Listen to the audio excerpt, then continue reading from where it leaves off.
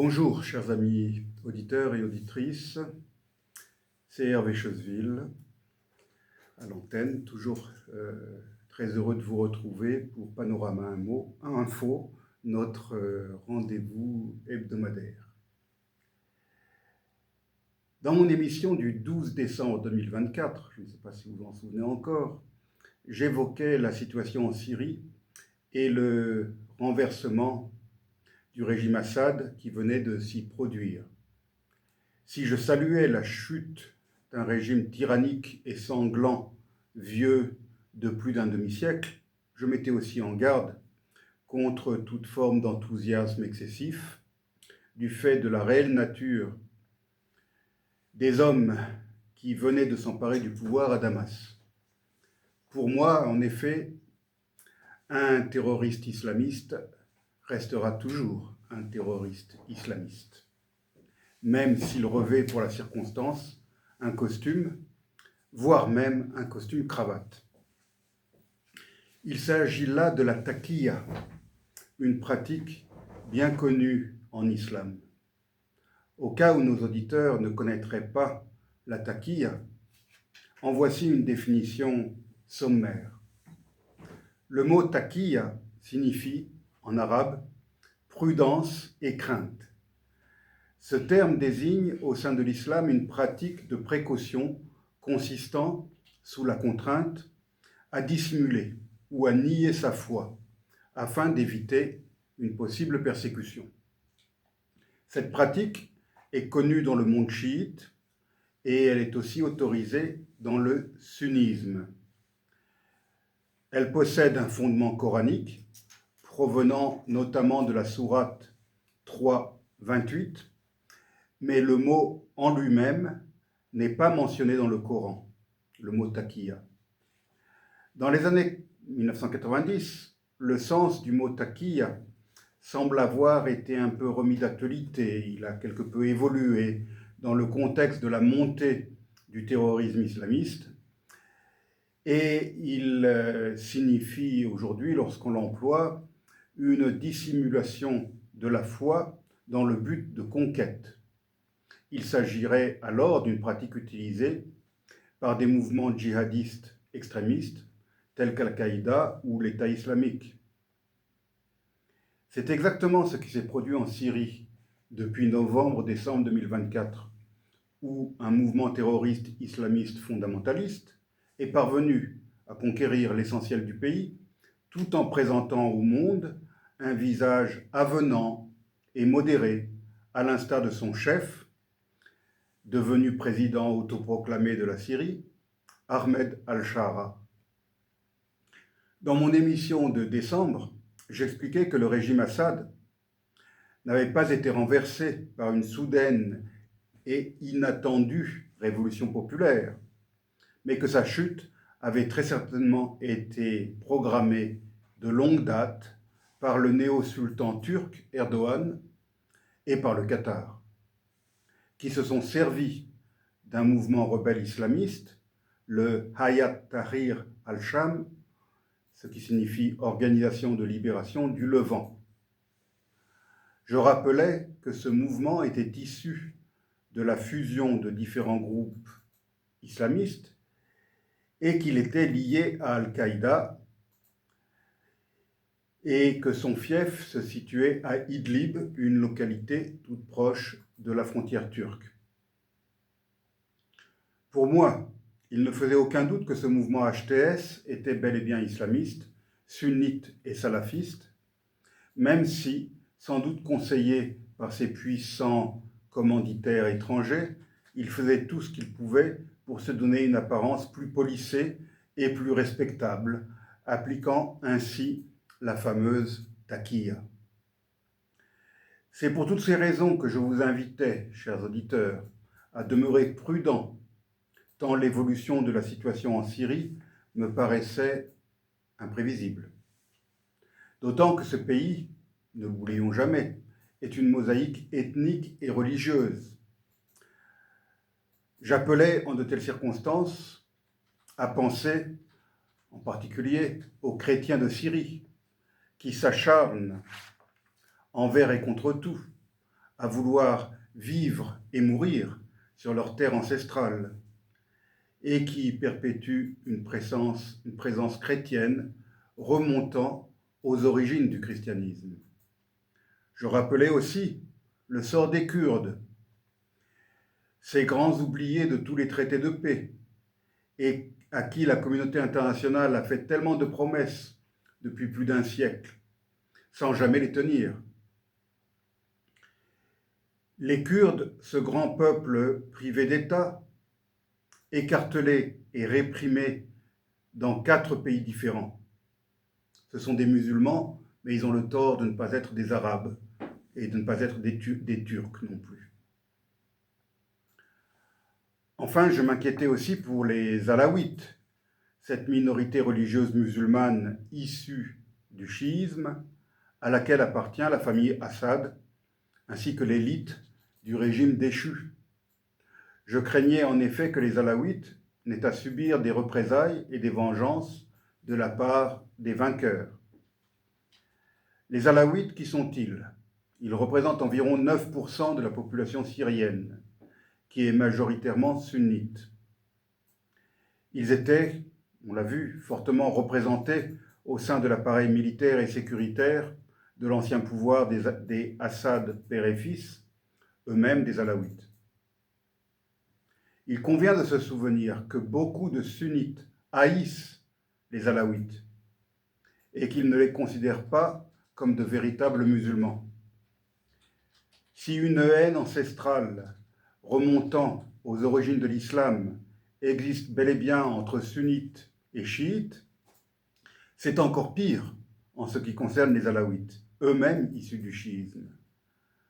La collusion supposée de cette communauté religieuse avec le régime honni de Assad père et fils n'a certes pas arrangé les choses.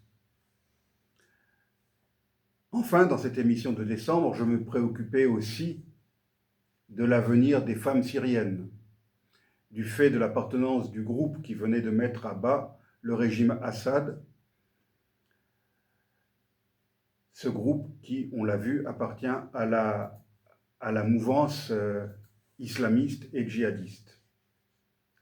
Le régime déchu était certes un régime criminel, ne l'oublions pas, mais les femmes syriennes n'étaient pas soumises à un code vestimentaire rétrograde et elles occupaient des postes et des fonctions dans tous les secteurs administratifs et économiques de la Syrie. 3 mois plus tard, les événements qui sont en train de se produire en Syrie semblent, hélas, me donner raison.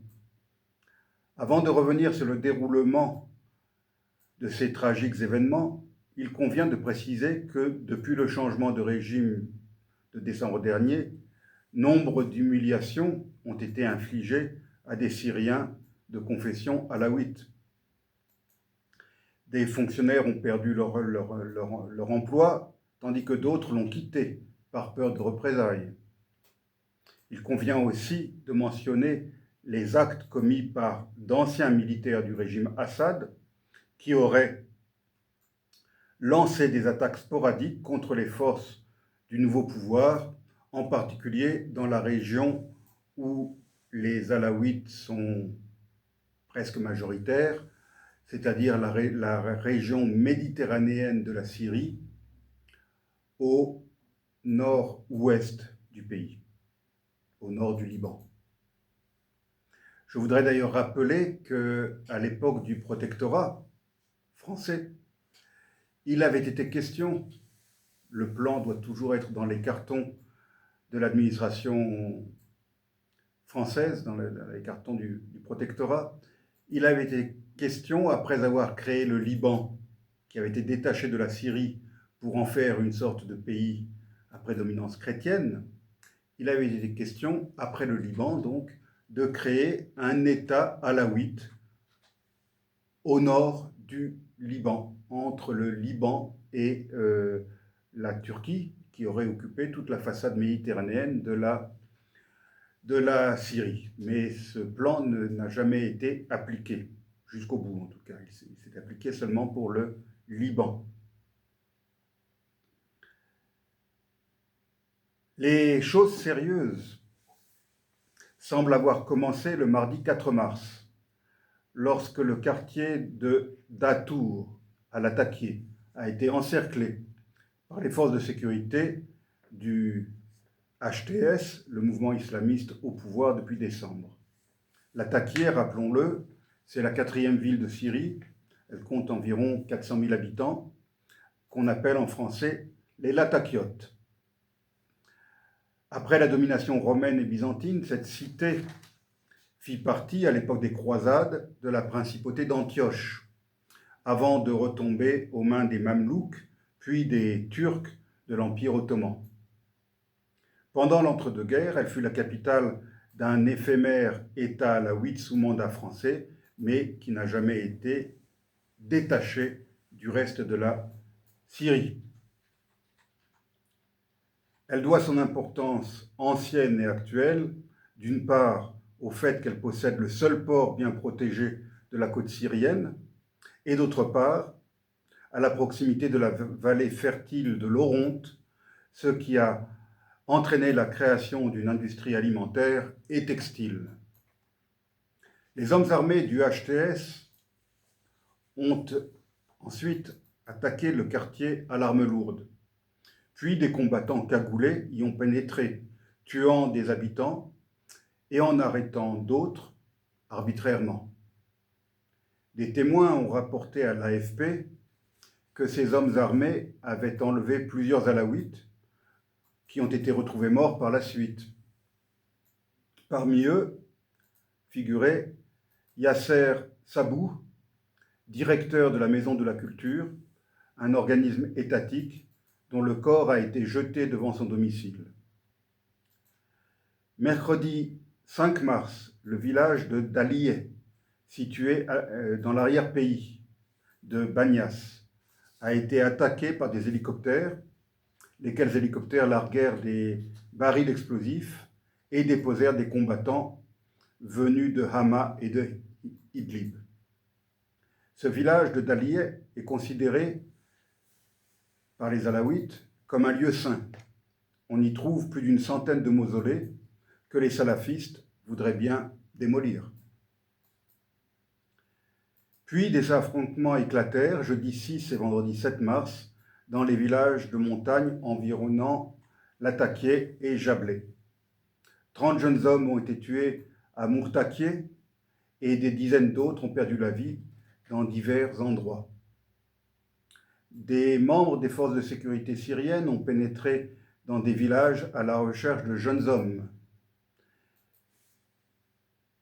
Et c'est là que la situation s'est réellement détériorée, lorsque des milliers de combattants islamistes ont alors convergé vers la région alaouite afin d'assurer l'ordre, mais en réalité pour participer au massacre. L'odeur du sang les avait attirés. Des centaines de civils auraient été exécutés de façon sommaire. Les premiers témoignages, avec des images, ont été publiés sur les réseaux sociaux samedi et se sont multipliés pendant tout le week-end.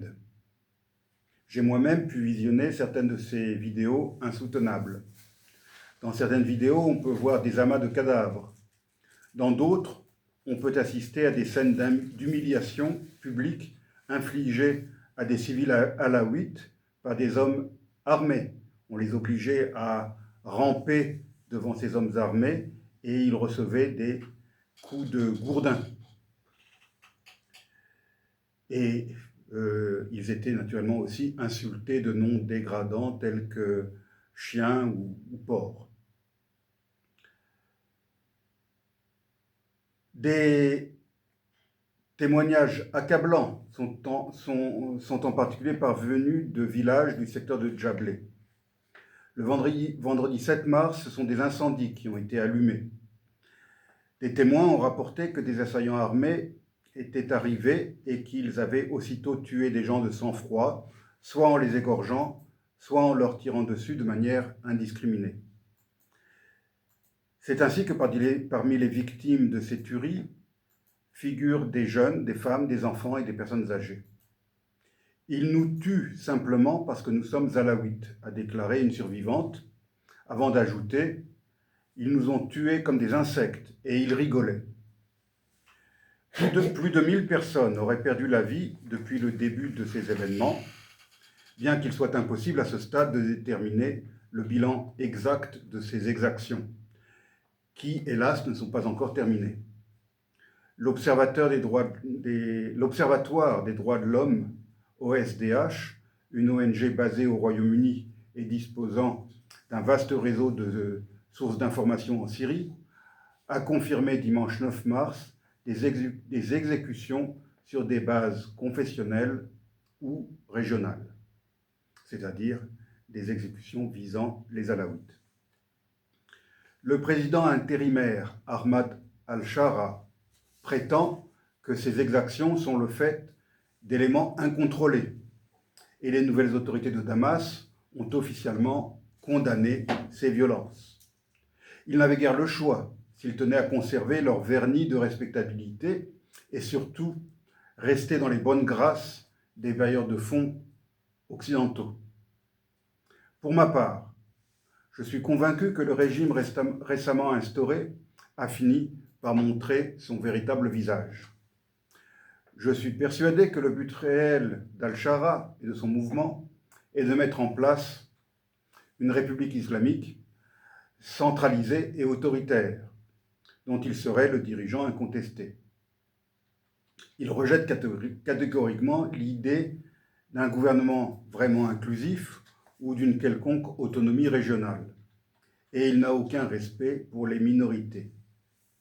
Le processus de dialogue national annoncé ne serait en fait qu'une façade destinée à convaincre les Occidentaux et les monarchies pétrolières du Golfe de lever les sanctions économiques et de leur accorder une aide financière. Le nouveau régime a en effet besoin d'argent pour unifier les différentes factions islamistes et régler ses comptes avec celles qui s'opposent à son pouvoir. La relance de l'économie syrienne et la reconstruction ne figurent pas encore dans ses priorités, semblerait-il.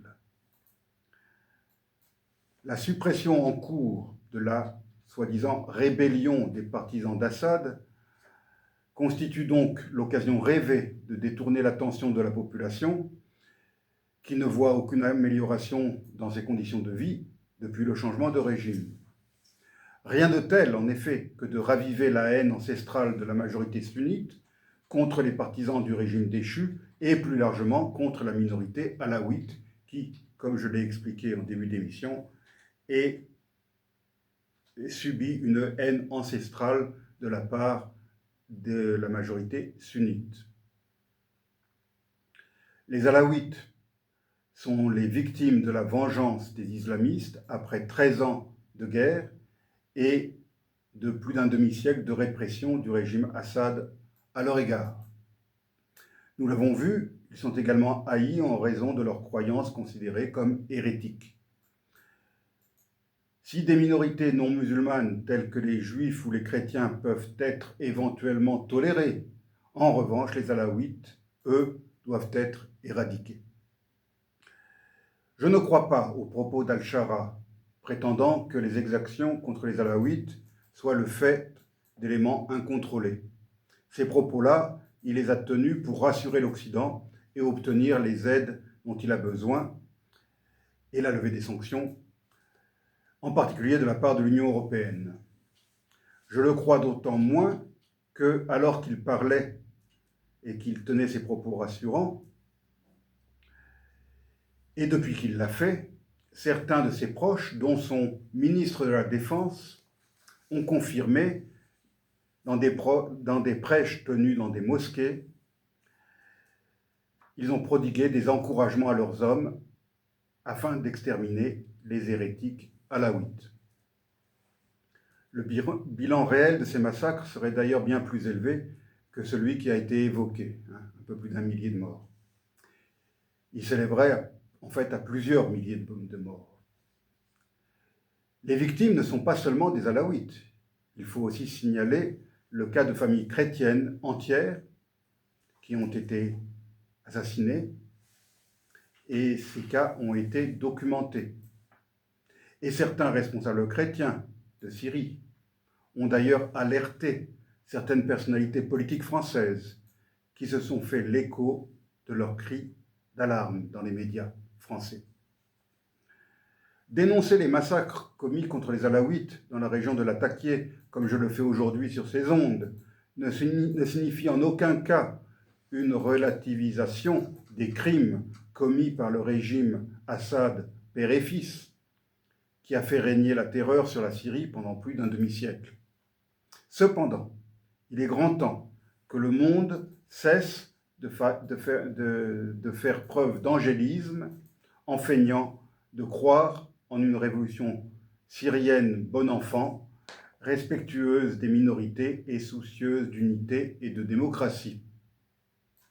Comme je l'ai dit au début de l'émission, selon moi, un terroriste islamiste restera toujours un terroriste islamiste et il devra être vu en tant que tel, malgré ses beaux discours et ses beaux costumes. La taquilla ne devrait plus berner personne. Ce qui est en train de se passer dans le nord-ouest de la Syrie, sur le littoral et dans les villages de montagne, s'apparente de plus en plus à un véritable nettoyage ethnique. Il convient aussi, bien sûr, de réaliser que derrière la personne d'Al-Shara et de son groupe, c'est la Turquie d'Erdogan qui est en train d'avancer ses pions, comme elle le fait ailleurs, en Irak, en Azerbaïdjan et au Karabakh, à Chypre et même en Europe occidentale. Ce sont sur ces mots, chers amis auditeurs, que je vous laisse à l'écoute d'un chant chrétien, syrien, en arabe bien sûr, et je vous dis à la semaine prochaine.